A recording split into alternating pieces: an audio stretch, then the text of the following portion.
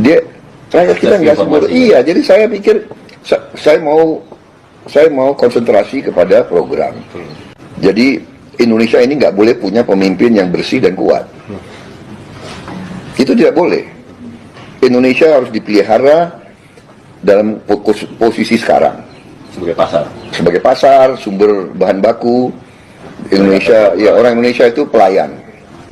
Dan itu intinya itu. Indonesia harus bodoh, pelayan, kacung. Orang Indonesia ini mau dipelihara sebagai kacung, pesuruh. Kamu boleh TKI, kamu boleh kerja di kebun-kebun saya, memetik, kamu boleh jadi tukang sapu, jadi pembantu di keluarga saya. Kamu tidak boleh punya mobil buatan Indonesia, kamu tidak boleh jadi negara modern.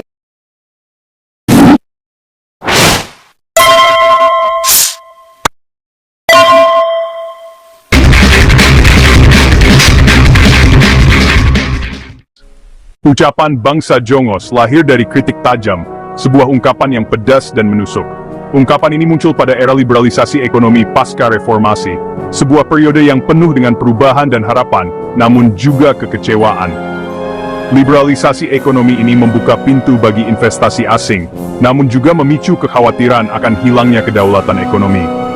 Aset strategis negara jatuh ke tangan asing, berpindah kepemilikan dan kendali. Perusahaan multinasional semakin menguasai sektor-sektor vital, dari energi hingga telekomunikasi, memberikan pengaruh besar pada perekonomian nasional. Di atas kertas, ekonomi memang tumbuh, menunjukkan angka-angka positif peningkatan investasi. Namun di lapangan, ketidakadilan terasa semakin nyata, dengan kesenjangan ekonomi yang melebar dan upah buruh yang stagnan.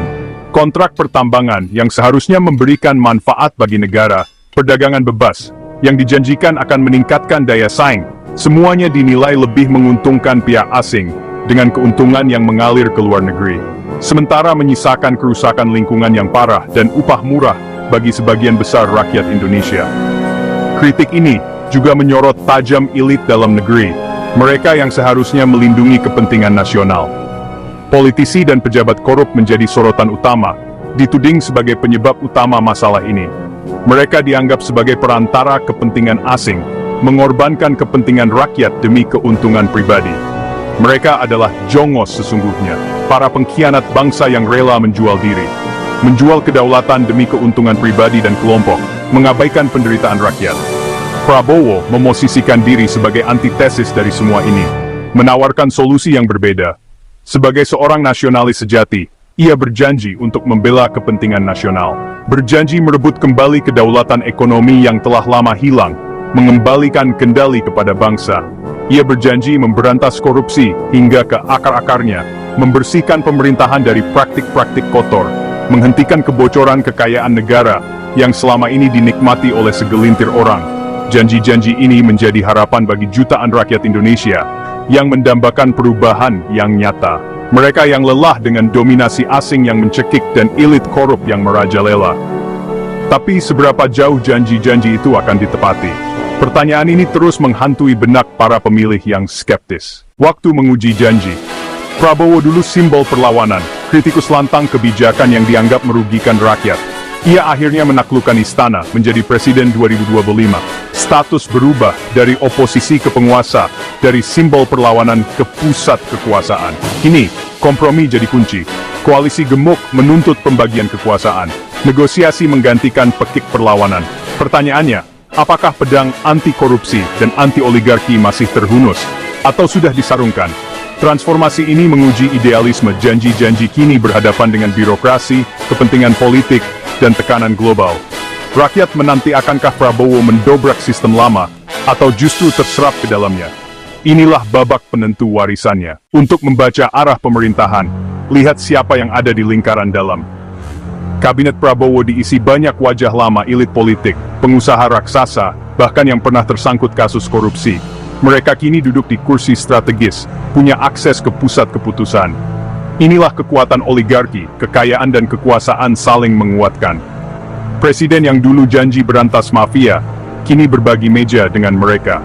Konflik kepentingan mengancam kebijakan di sektor vital. Batas penguasa dan pengusaha makin kabur, menciptakan simbiosis yang mengkhawatirkan. Retorika anti-elit kini terdengar sumbang. Rakyat bertanya, siapa sebenarnya yang dilayani pemerintahan ini? Dulu, Prabowo adalah singa panggung, seorang orator ulung yang mampu membakar semangat massa dengan retorika nasionalismenya. Ia lantang menyuarakan anti-dominasi asing, menebar curiga pada setiap investasi luar yang masuk ke Indonesia. Ia berjanji untuk melindungi ekonomi nasional dari cengkeraman kekuatan asing. Kini sebagai presiden, situasinya berubah drastis. Ia justru dengan hangat mengundang investor global, membentangkan karpet merah bagi mereka untuk menanamkan modal di berbagai sektor. Sebuah perubahan yang cukup signifikan.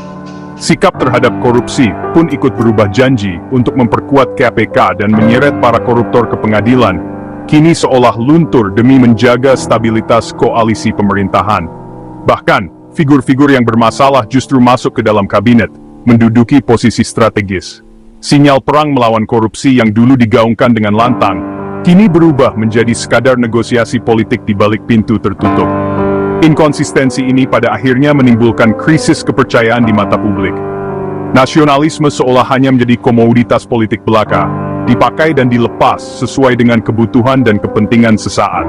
Dulu, nasionalisme digunakan untuk menyerang petahana dan mengkritik kebijakan pemerintah. Kini, nasionalisme digunakan untuk menjaga stabilitas dan pertumbuhan ekonomi, meski harus berkompromi dengan kepentingan oligarki. Rakyat hanya bisa menyaksikan pertunjukan yang membingungkan ini, retorika tentang cinta tanah air, dan semangat nasionalisme yang membara. Namun pada kenyataannya, kebijakan yang diambil justru semakin akrab dengan kepentingan modal asing. Pertanyaannya kemudian muncul, apakah nasionalisme yang dipertontonkan ini sejati dan tulus, ataukah hanya sekadar alat bagi para elit untuk mengakumulasi kekuasaan dan memperkaya diri sendiri? Pertanyaan krusial ini kini menjadi inti persoalan yang perlu dijawab dengan jujur dan transparan. Sejarah Orde Baru, militer kuat, nasionalisme tinggi, tapi tunduk pada kapitalisme global. Kekayaan alam dieksploitasi, utang luar negeri menumpuk, rakyat ditekan demi stabilitas investasi. Elit tampil perkasa di dalam negeri, tapi jadi pelayan setia modal asing. Prabowo, produk Orde Baru, mewarisi mentalitas ini. Model pembangunan yang ia dorong mirip investasi besar, proyek infrastruktur, sering abaikan dampak sosial lingkungan. Dari ksatria anti penjajahan ekonomi, kini lebih jadi penjaga gerbang elit. Stabilitas dijaga bukan untuk rakyat, tapi untuk oligark yang berinvestasi dalam kekuasaan. Lingkaran stan terulang, pemimpin nasionalis jadi fasilitator kapital besar. Sejarah kembali berulang di era baru. Kita di persimpangan krusial.